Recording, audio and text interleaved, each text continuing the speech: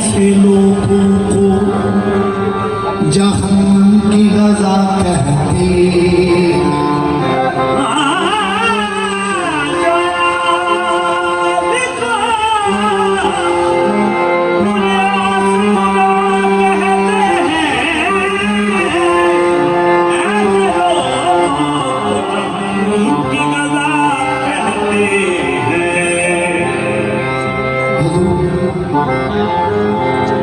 ਜਿਹੜਾ ਕਸੀਦਾ ਮੈਂ ਪੇਸ਼ ਕਰਨਾ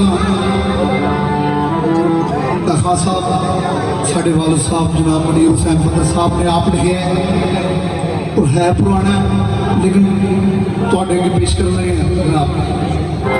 जो आन को कुरान से जुदा कहते हैं ऐसे लोगों को जहन्नुम की रज़ा कहते हैं।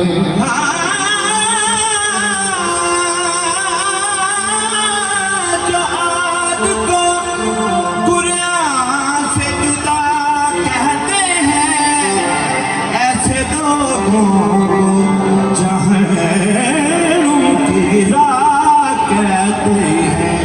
उस मोहम्मद को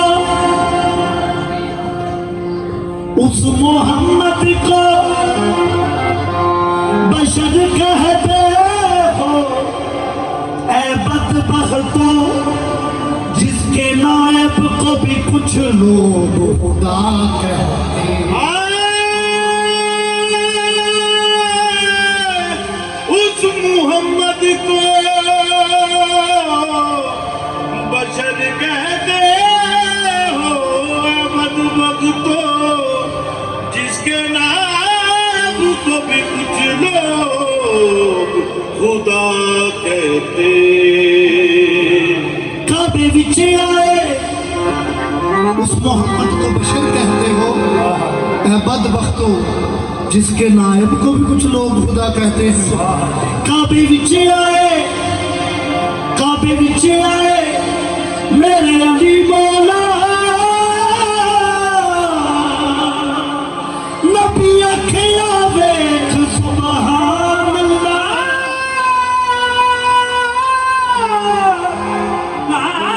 काबे विच आए मेरे अली मौला नबी अखिया वेख सुभान अल्लाह। कन वेख के आखिया उज़्नुल्लाह आखण वेख सुभान लिसानुल्लाह। हथ वेख के आखिया यदुल्ला मुख वेख के आखिया वजहुल्ला। जेड़ा छुपया होया सी लाल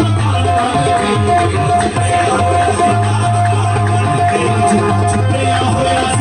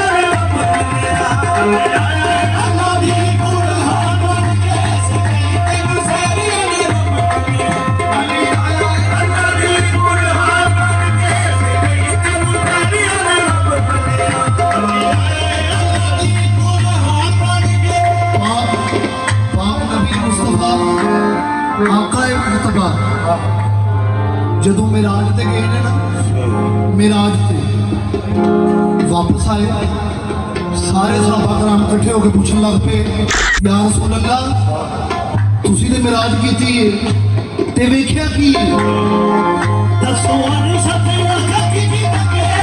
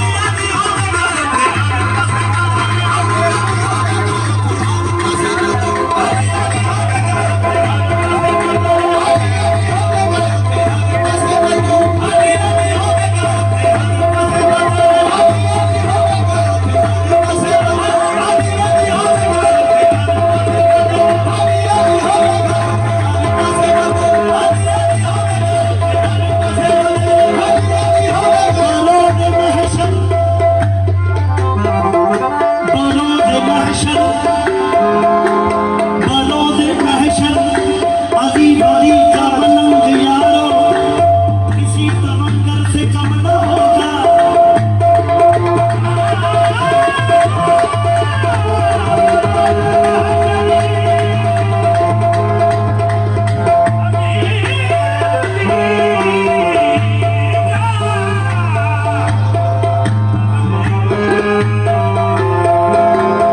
बालों दे महशर अली वली का पलंग यारो किसी तमंगर से कम न होगा लाला बाद की गूंज होगी बाद की गूंज होगी बाद की गूंज होगी बाद की गूंज होगी